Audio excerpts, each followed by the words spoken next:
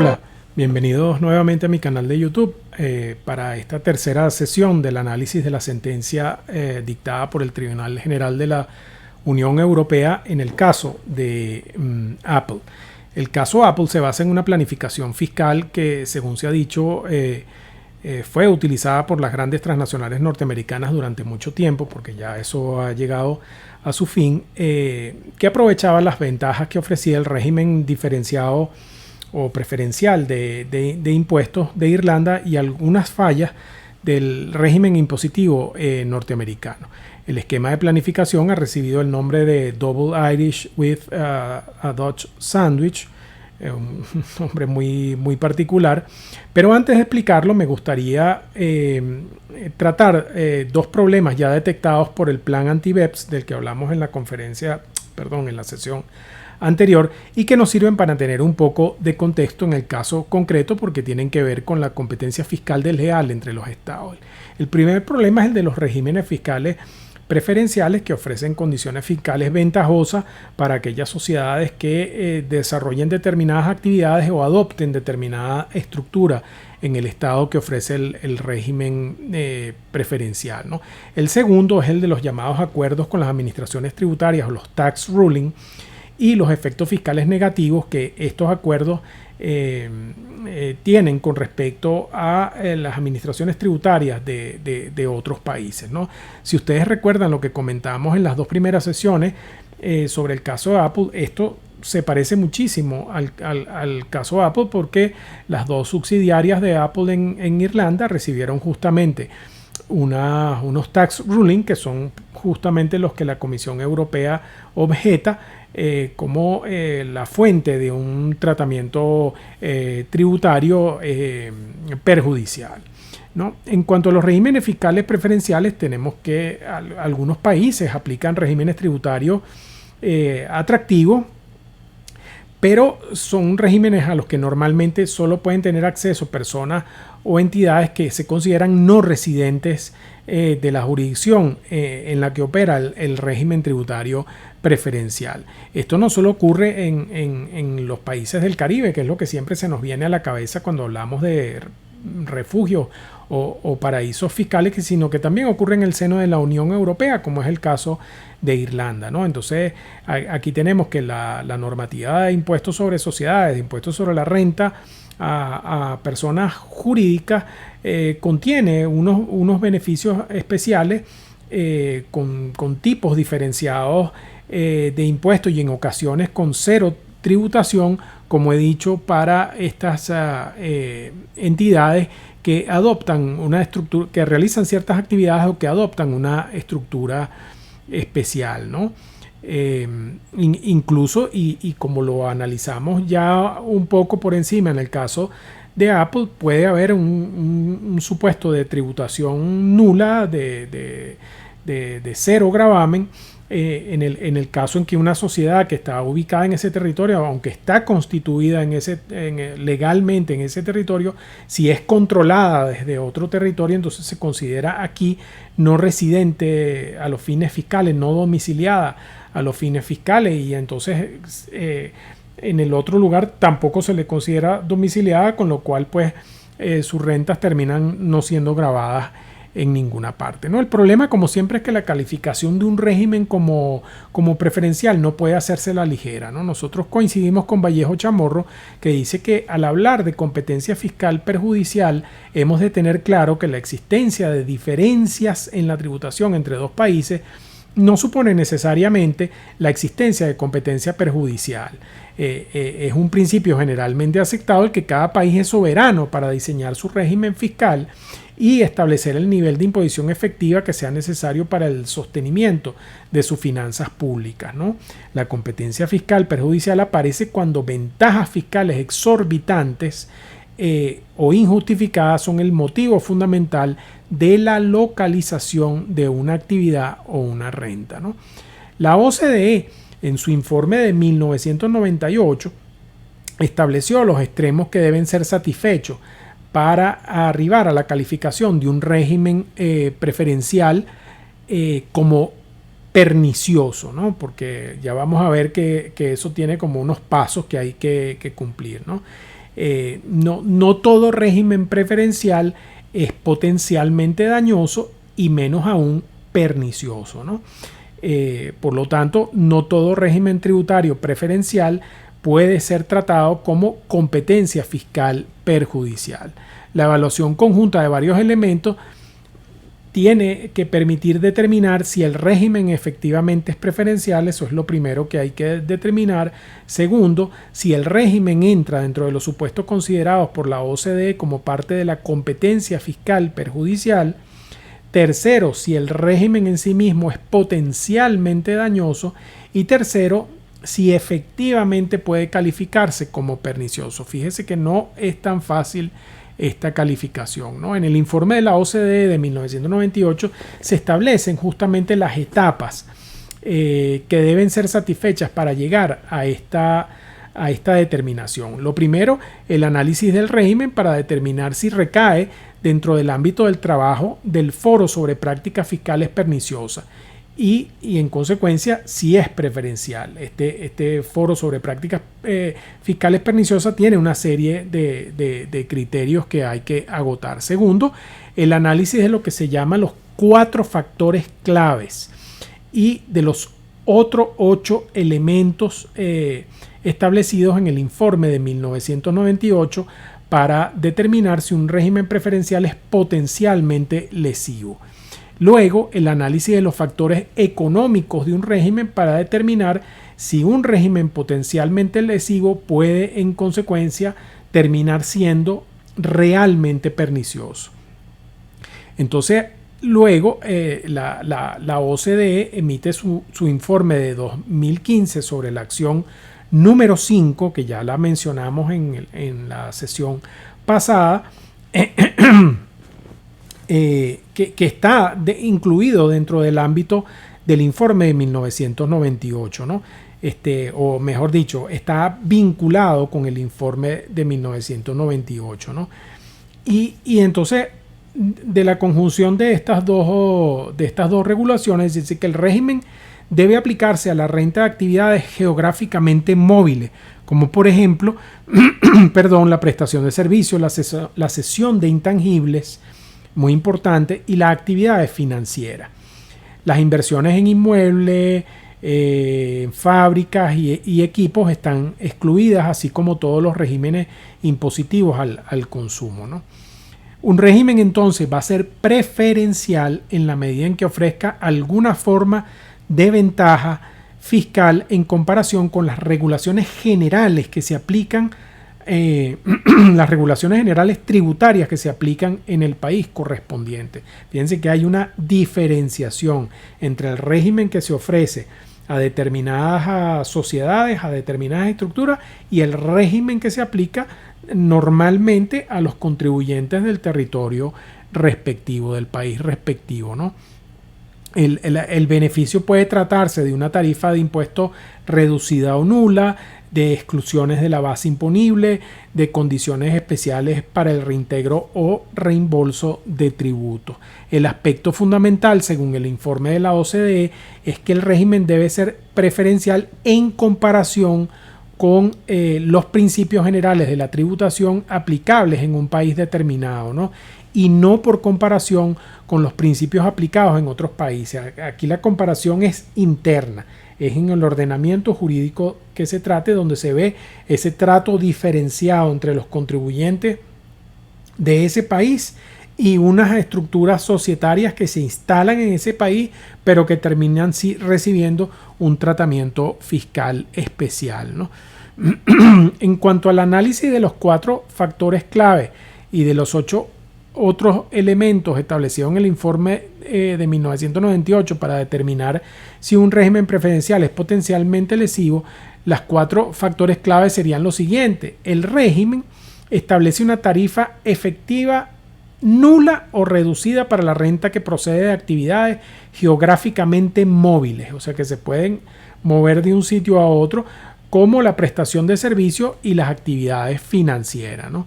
Este es el punto de partida de la evaluación, porque si no hay una tarifa impositiva nula o reducida, es muy difícil hablar naturalmente de un régimen tributario preferencial, desde que dicha tarifa es el elemento esencial de medición de la carga fiscal, y esta a su vez determina cuán atractivo puede ser el régimen, ¿no?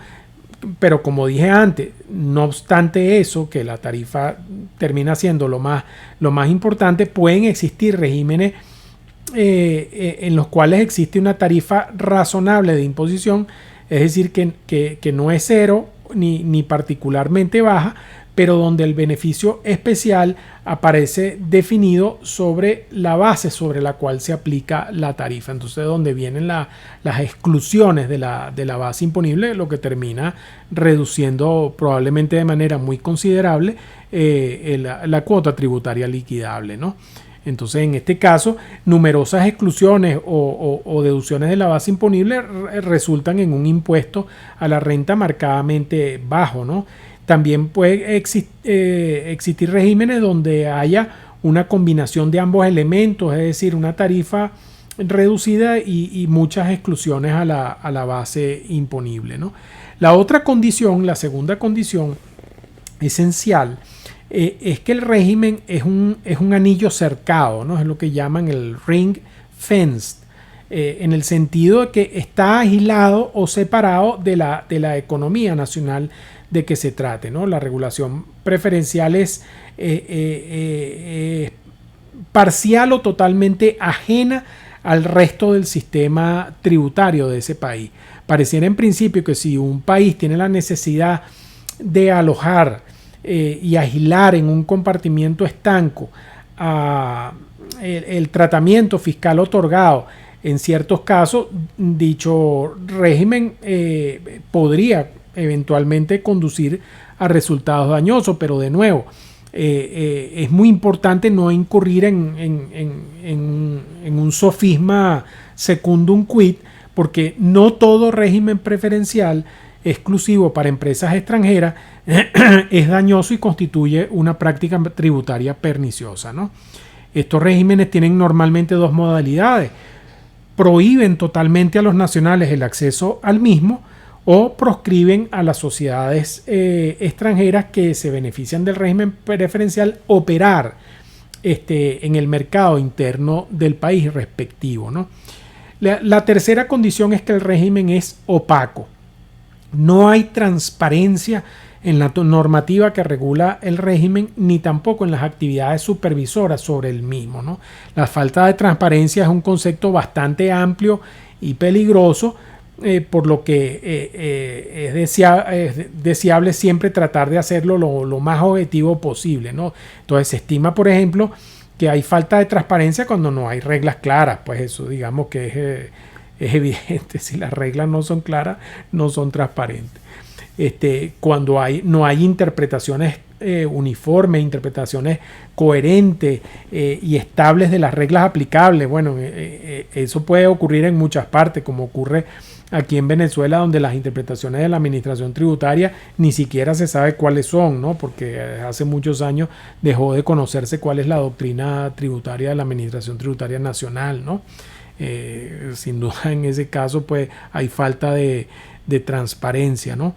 Pero sí hay un punto que es muy importante y que es característico de estos regímenes, que es que además de esa falta de transparencia, en estos casos es posible negociar tratamientos diferenciados, ¿no? Que es justamente el tema de los rulings, ¿no? Recuérdense ustedes que el caso Apple arranca precisamente por dos rulings o interpretaciones de las autoridades tributarias irlandesas, el primero vigente desde el 91 hasta el 2007 y el segundo vigente desde 2007 a 2014, porque en 2014 cambió la regulación irlandesa que permitía que una sociedad constituida en Irlanda se tuviera como físicamente residente en el lugar donde tenía su sede de dirección y no donde realizaba su actividad, ¿no? Ese régimen comenzó es decir, estuvo vigente hasta el final de 2014, ¿no? Y además cualquier vestigio de esas planificaciones tiene que ser totalmente desmontado ya en este año 2020, ¿no? En criterio de la Comisión Europea, en el caso de Apple, esos rulings derivaron en beneficios indebidos para Apple Sales International y Apple Operations Europe, configurando esto una competencia desleal, ¿no? Ojo, la Comisión Europea no se refiere a este problema específicamente de la acción 5 del plan anti-BEPS, ya eso lo hemos aclarado, sino que entronca el asunto por una violación del principio de libre competencia, pero eso lo veremos más adelante, ¿no? Este requisito es bastante complejo porque existen algunos regímenes tributarios tan enrevesados y cambiantes que fácilmente podrían considerarse como poco transparentes, ¿no? Creemos que aquí el quid de este requisito está en que el régimen ofrezca la posibilidad de negociar. Ahí sí es verdad que el asunto se pone complicado, porque permitir negociar tratamientos individualizados es una contradicción de uno de los principios fundamentales de la imposición, que es el principio de generalidad, ¿no? Entonces ahí yo creo que es donde está el asunto importante. Y el cuarto punto a considerar es que en estos regímenes no hay intercambio de información efectivo con otros ordenamientos jurídico-tributarios, ¿no? De manera que es muy difícil saber para otras administraciones tributarias qué es lo que están haciendo realmente estas empresas multinacionales que tienen estas subsidiarias ubicadas en estos territorios, ¿no? Los otros 8 elementos, el informe de la OCDE de 1998 enumera 8 supuestos cuya presencia en la evaluación del régimen preferencial facilita la determinación de los 4 elementos claves ya analizados, ¿no? A diferencia de lo que ocurre con los 4 elementos que acabamos de mencionar, que tienen que estar presentes todos para poder calificar el régimen como potencialmente dañoso, los 8 elementos no tienen que concurrir en su totalidad, ¿no? Estos elementos son primero una definición, digamos, artificial de la base imponible, el incumplimiento de los principios internacionales en materia de precios de transferencia, la exención fiscal en el país de residencia para las rentas de fuente extranjera, la base imponible o tipo de gravamen negociable, la existencia de cláusulas de confidencialidad o secreto que hacen opaco el tratamiento fiscal que se le está dando al contribuyente, el acceso a una red extensa de convenios fiscales, lo que facilita esta práctica del treaty shopping de la que hablamos también, la promoción del régimen como vehículo de minimización fiscal, que es algo que ustedes incluso lo pueden encontrar en internet, que hay jurisdicciones que promocionan la fiscalidad provechosa de sus ordenamientos jurídicos, y después que el régimen fomenta operaciones de acuerdo que tienen como motivo el meramente fiscal, y entonces ponen de un lado las verdaderas actividades sustanciales, ¿no? de la sociedad de la que se trate, ¿no? Para entender hasta qué punto las generalizaciones apresuradas siempre son complicadas, en estos casos son peligrosas, y por qué siempre es recomendable proceder con la mayor prudencia y objetividad, hay que señalar que aún cumpliéndose la totalidad de los factores anteriores y siendo concluyente la evaluación del régimen examinado como preferencial y potencialmente dañoso, podría resultar todavía que dicho régimen no pueda ser calificado como pernicioso, que es el verdadero problema, ¿no? Porque al ser pernicioso es cuando ya en definitiva un régimen que causa daño a otras administraciones tributarias, ¿no?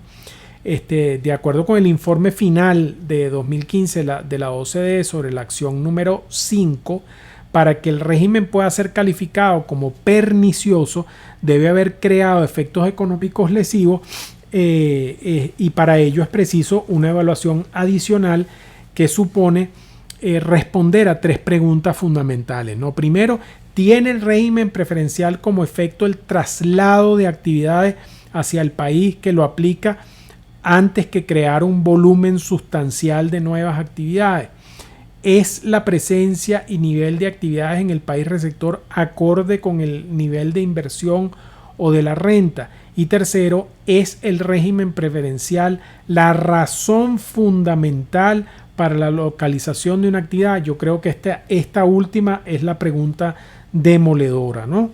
Y lo venimos diciendo desde la primera sesión cuando comenzamos a hablar de la economía de opción y la elusión ilícita. ¿Cuál es el propósito que persigue la forma o la estructura que usted ha adoptado? Si ese propósito es única y exclusivamente fiscal, si esa es la única explicación que tiene lo que usted ha hecho, bueno, eso camina como perro, ladra como perro, huele como perro, pareciera que es un perro, ¿no?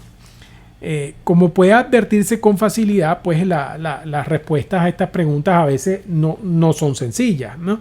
Y requieren un estudio minucioso de la situación concreta y la recolección, sistematización y análisis de una importantísima cantidad de datos e informaciones de diversas índoles, datos contables, financieros, tributarios, corporativos, etcétera, ¿no?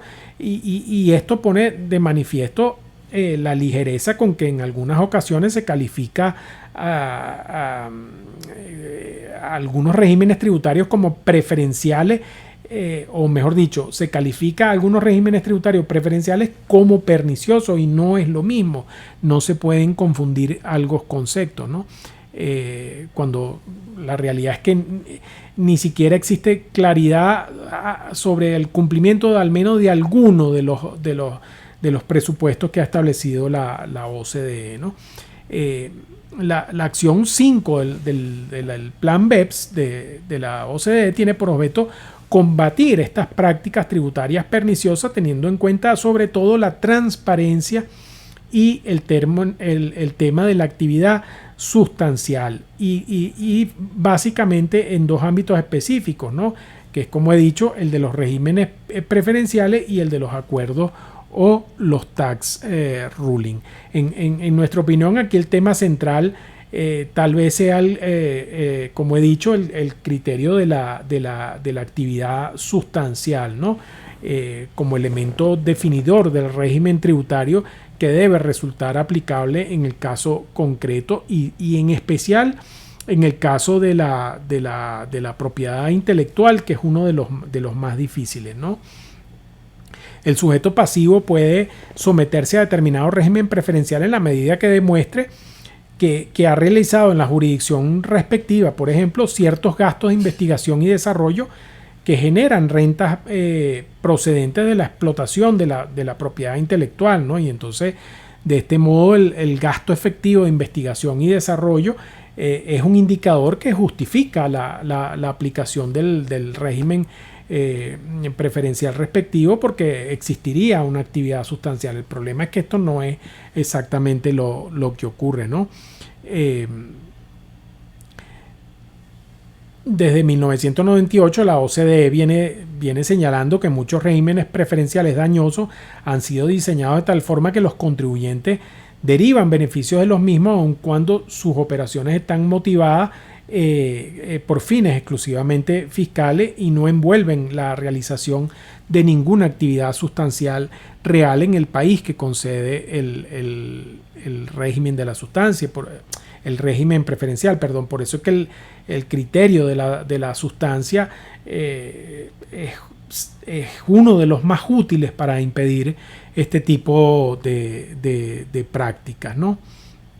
La acción 5 le da una importancia mayor a este criterio y dice, bueno, que el criterio de la actividad sustancial en el régimen, en el caso de los regímenes de propiedad intelectual es fundamental, ¿no? Vamos ahora a tratar de explicar un poco este tema de la planificación fiscal, esta agresiva, denominada el Double Irish with Dutch Sandwich. Voy a tratar de poner un esquema porque esto es bastante complicado de explicar, ¿no?